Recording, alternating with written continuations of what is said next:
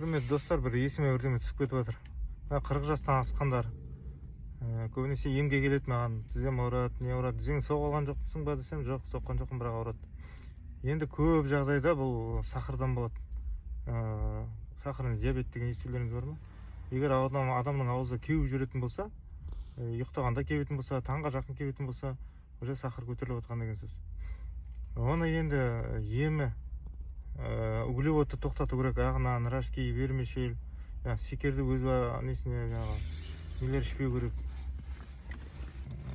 кола, нелердің бәрін тоқтату керек, энергетик бәрін тоқтату керек. Сосын ет, сорпа, жаңағы овощтар жеуге болады. Ет, сорпа, жұмыртқа, балық, жаңағы соларды жеу керек. Тауықтың еті, не ет айту, ет болса болды, нең еті болса да.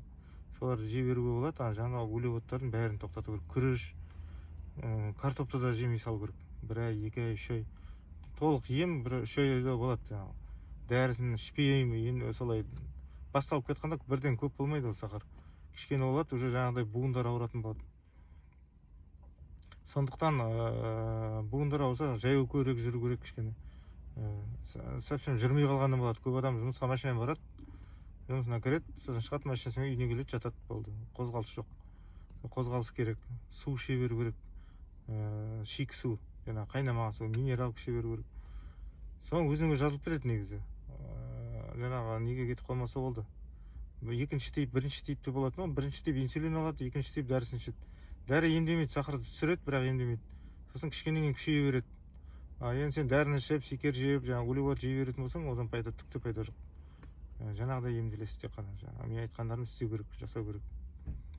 Сол Оралда болсаңыз, енді келсеңіз болады емге. Көбінесе буын аурулары осылай басталады. Я болмаса суық тигеннен болады көбінесе.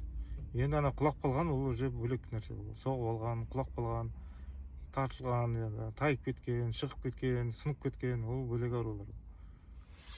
Сол айтайын деген.